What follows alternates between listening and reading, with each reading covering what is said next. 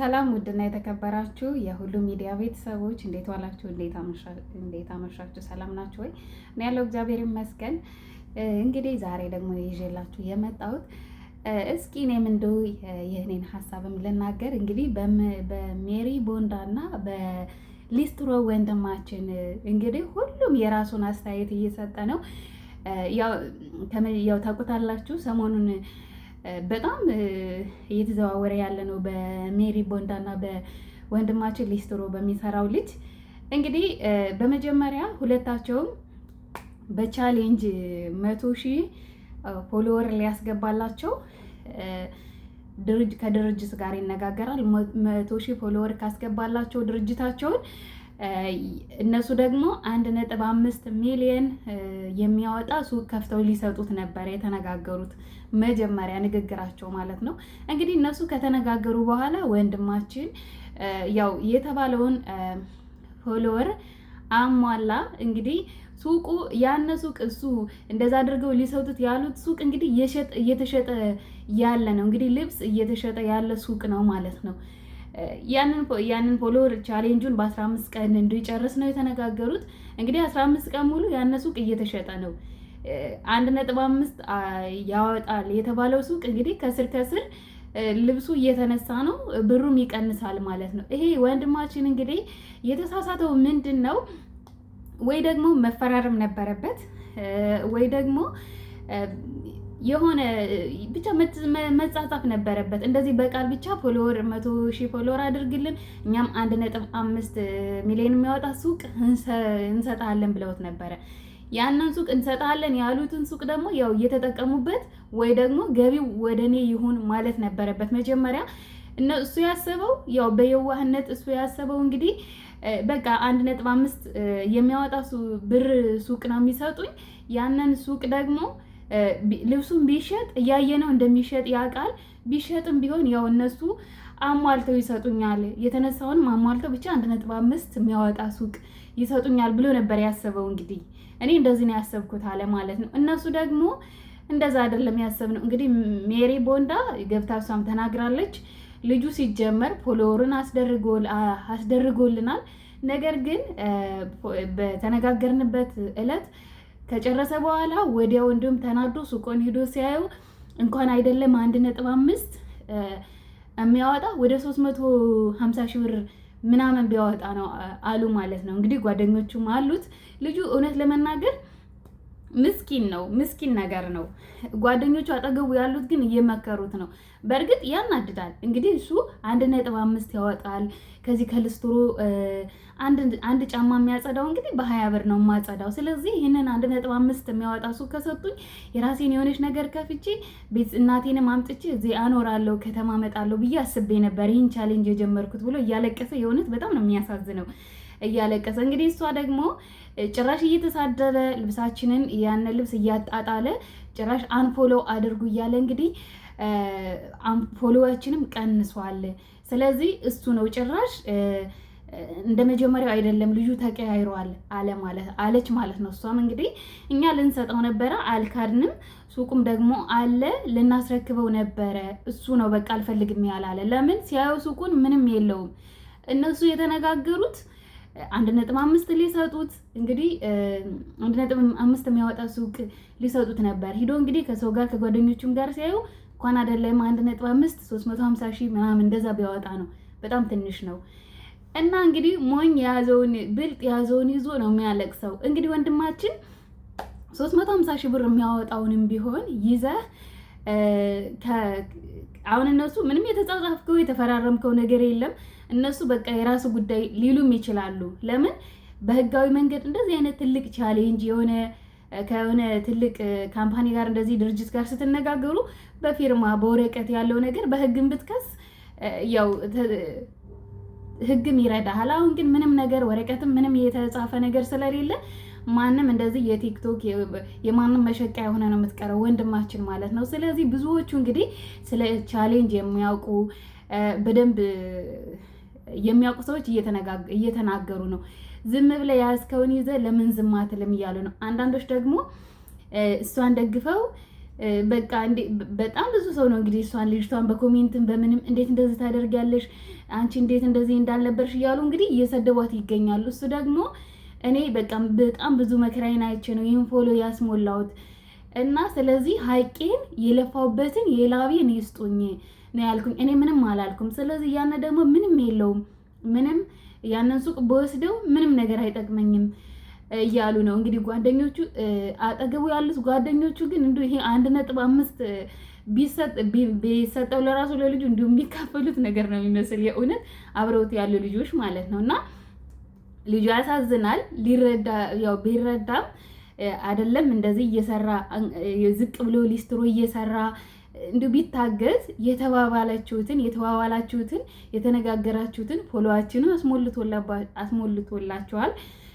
ስለዚህ ብትሰጡት መልካም ነው። እንግዲህ አንዳንዶቹ እያሉ ያሉት 100,000 ወይም 150,000 ፎሎወር በጭራሽ 1.5 አይሆንም፣ ዋጋው በጣም ውድ ነው። እሷ እንኳን ተሳስታ ነው እንደዛ ያለችው። እንደዛ አይሆንም በጭራሽ።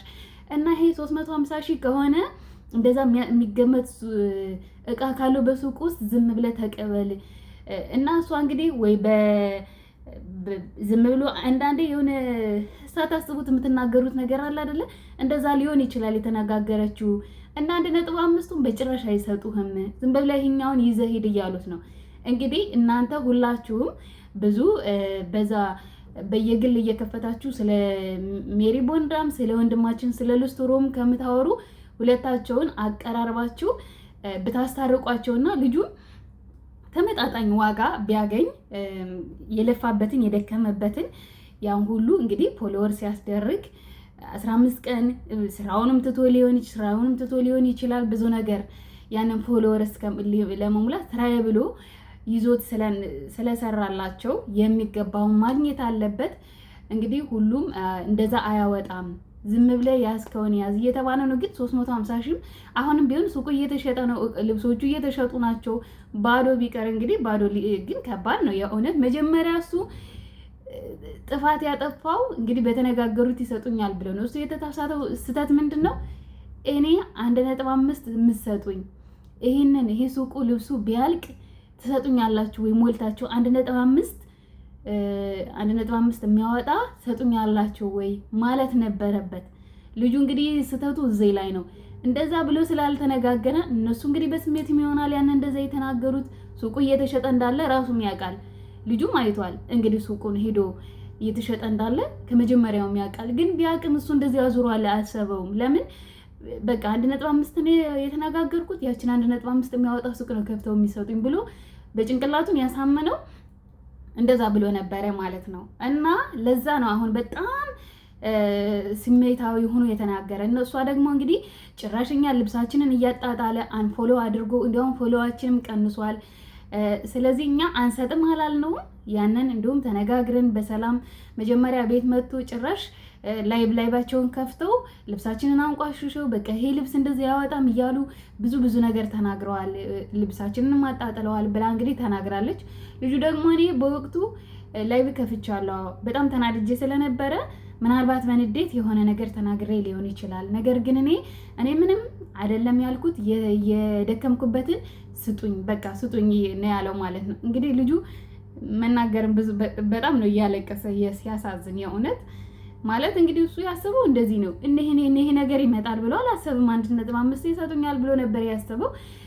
እሱም ደግሞ ያው እንደዛ የሚሰጡት መስሎት ነው። እንግዲህ ለወደፊቱ እንዲህ አይነት ቻሌንጅ ይሄንን ፎሎ ሰዎቹ እንደዚህ አይነት ቻሌንጅ የሚገቡት ተፈራርመው ምን ብለው ነው። አሁን ይሄ ልጅ በህግ እንዳይጠይቅ ምንም ወረቀት የለውም፣ ምንም ነገር የለውም። እና ያው በእምነት ከሰጡት እነኚህ ሰዎች ከሰጡት ነው እንጂ ካልሆነም እምቢም ካሉ እንግዲህ እውነት 350,000 ብር እንኳን የሚያወጣ ከሆነ እቃው ዝም ብሎ ያንን ቢይዝ አሪፍ ነው። ከባዶ ከመቅረት ያንን የያዘውን ይዞ እንግዲህ ሱቁንም ከፍ አድርጎ እንትን ቢል አሪፍ ነው። አሁን እንግዲህ ሊስትሮ እየሰራ ነው ያለው። ከዛ መቼስ ይሻላል ይሄ 350,000 ብር እውነት የሚያወጣ ከሆነ ያነ ሱቅ 350,000 ብር የሚያወጣ ከሆነ ምንም ችግር የለውም። ሰውም ደግሞ ምስኪን ነው፣ ይረዳዋል። እውነት አንዳንድ የኢትዮጵያ ሕዝብ ምስኪን ነው። እንደዚህ ብሎ አሁን ሊረዱት ይችላሉ ሁሉም ተሰብስበው እና አሁን ያለውን የያዝከውን ይዘህ ወንድማችን እንግዲህ ብትበረታ አሪፍ ነው። እንግዲህ እህታችን ሜሪ ደግሞ ያው መጀመሪያ የተነጋገራችሁን ቃሉን የተነጋገራችሁትን ብትሰጡት እናንተ እንዴት አስባችሁ እንደሆነ አይታወቅም። ይሄ ሱቁ እነሱ ለራሱ ይሄ ሱቁ ያው በትክክል ስላልተነጋገሩ እኮ ነው አሁን ሁሉም እንደዚህ ጸብ ላይ የደረሱት ማለት ነው። ይሄ ሱቁ ቢቀንስም ምንም ያክል ቢቀንስም እንግዲህ ያው ቀነሰ ነው ብለው እነሱ ራሱ መናገር ነበረባቸው። ለምን ልጁ ያችን 1.5 ነው በቃ ጭንቅላቱ ላይ ያስቀመጠ እንጂ እንደዛ ይቀንሳል እንዲህ ይላል ቀንሰው በዚሁ ይህን ውሰድ ይለኛል። እንግዲህ 100,000 የሚያወጣም 50,000 የሚያወጣም ሊቀር ይችላል። ያንን ልብስ ሲያስተዋውቅ ያንን ፎሎ አድርጉ እያለ ሲናገር ይታወቃል። ያው ፎሎ የሚያደርገው ህዝብ ሁሉ ሂዶም ሊገዛ ይችላል፣ አይታወቅም። ስለዚህ እና ተሳስተዋል። ለወደፊት ግን ትምህርት ይሆነዋል። እንዲህ አይነት ቻሌንጅ ቢሰጠው እንዲህ አይነት የፎሎ ቻሌንጅ ቢሰጠው ከዚህ በኋላ ያው ይማርበታል ልጁ እና እናንተ ሁላችሁም ብታስታርቋቸውና ልጁም የደከመውን ድካሙን እንዲሰጡት ቢደረግ አሪፍ ነው። ለምን እሱም ፌር አይደለም። የእውነት እንደዚህ ደክሞ ያንን አገኛለሁ ብሎ ብዙ ነገር አስቦ ነው እንግዲህ ያንን ፎሎ እንዲያስደርግ ያው እንትን ያለው የተነሳው ማለት ምን ጥቅም አገኝበታለሁ ብሎ ነው። ይህንን አስቦ ነበር መጀመሪያም ቢሆን የጀመረ። ስለዚህ እናንተ አስታርቋቸው። እንግዲህ ብዙዎች አላችሁ አስታርቋቸው ጀምራችኋል። ስለዚህ አስታርቋቸው። የሚገባውን ገንዘብ ልጁ ይሰጠው። እንግዲህ 1.5 እንኳን ባይሆን ተመጣጣኝ እሱም ሳይጎዳ እነሱም እንግዲህ ያው 1.5 በጭራሽ አይሰጡትም። በጭራሽ ማለት ነው። ከንግግራቸው ከምናቸው አይሰጡትም 1.5 ግን ደግሞ ከ1.5 ቢያንስ እንኳን ትንሽ የተሻሻለ ነገር በቃ አለ አይደለ በማይጎዳበት ቢያንስ እሱን ትንሽ ጠቀም በሚያደርገው መንገድ ብትሰጡት ገንዘቡን ብትመልሱለት ጥሩ ነው። ያሳዝናል። ቢረዳ የሚያድግ ልጅ ነው የእውነት። ሊስትሮ እንኳን ዝቅ ብሎ እየሰራ ስራ ነው። በእርግጥ ሊስትሮም ቢሆን ምንም አይደለም ስራ ነው። ግን ቢሆንም ከዛኛው ቢያንስ ከፍ የተሻለ እንግዲህ ልጁ ሌላ እንደዚህ ቲክቶክም ለመስራት እንግዲህ ብዙ ነገር አቅዶ ነው ይችን ነገር የጀመረ ይችን ቻሌንጅ የጀመረ እንግዲህ ብዙ ነገር አገኛለሁ ብሎ ነው። ስለዚህ ተባብራችሁ አስታርቃችሁ የሚገባውን እንዲያገኝ ይህ ልጅ ብታደርጉ በጣም መልካም ነው። በጣም ነው የሚያሳዝን የእውነት። ጓደኞቹ አብረውት ያሉትም እንግዲህ እየተናገሩለት ይገኛል። እኛ ሱቁን ሄደን አይተነዋል፣ በጭራሽ እንደዛ አያወጣም። እነሱ ደግሞ አንድ እውነትም አላቸው። ለምን እኛ እያየ ነው የተደብቀን አይደለም። ሱቁን ምን እየሰራ ነው ያያል። ይህንን ቻሌንጁን ሲጀምር ለራሱ ሱቁ እየተሸጠ እንደሆነ እያወቀ ነው እያየ ነው። ስለዚህ እኛ ምንም እንትን ያለው ነገር የለም፣ እኛ ምን እናደርግ ነው ያለችው ማለት ነው እህታችንና ስለዚህ ይህንን ነገር አስተካክላችሁ ልጁ የድርሻውን ቢሰጠው በጣም ጥሩ ነው። ያሳዝናል የእውነት እንደዛ ሲያለቅስ የሆነት እንዴት እንዳሳዘነኝ በጣም ያሳዝናል። እና አስታርቋቸው። የሚሰራ ሰው ይጋጫል፣ እውነት ለመናገር የሚሰራ ሰው ይጋጫል። ስለዚህ ተባብራችሁ ሁለታቸውንም ልጁም ሳይጎዳ እነሱም ሳይጎዱ እንግዲህ ቢያንስ የሚገባውን ይሰጠው፣ የደከመበትን ይሰጠው። ሁሉም ሰው ግን እንደሚለው ከሆነ በደንብ ስለ ቻሌንጅ የሚያውቁ በጭራሽ 100,000 ፎሎወር እንደዚህ አያወጣም። 100,000 ፎሎወር እንደዚህ አያወጣም ነው ያሉት። ግን እሱ ደግሞ የተናገሩትን ቃላቸውን ነው የያዘው ወንድማችን ማለት ነው። እና ምንም ማድረግ አይቻልም። ይሄንን 350,000 ብርም ቢሆን ይዘህ ያስከውን ይዘህ ወንድማችን ለሆነ መጀመሪያ ይሆናል፣ መንቀሳቀሻ ይሆናል። ቢያንስ ከልስትሮ እዛ ፀሐይ ላይ እንትን እያልክ ሰው መጣ አልመጣ ቢያንስ እንኳን ይሄኛው ይሻላል ከዛኛው ማለት ነው። ምንም ያንን የተነጋገርከውን ባታገኝም ግን ቢያንስ ይሻላል ማለት ነውና እኔም እንደው የተሰማኝን ልናገር ብዬ ነው። ሁሉም ሰው ስለ እነኚህ በጣም እያወሩ ነው፣ ስለ እነኚህ ሁለት ሰዎች ማለት ነው። እና እንግዲህ ስራ ሲጀመር ግድ ነው ያው ግጭት ሊኖር ይችላል፣ ብዙ ውጣ ውረድ ሊኖር ይችላል። ግን በትዕግስት ማለፍ ነው። ያጋጥማል። እንግዲህ ወንድማችን በርታ፣ ጠንካራ ነህ፣ ጎበዝ ነህ።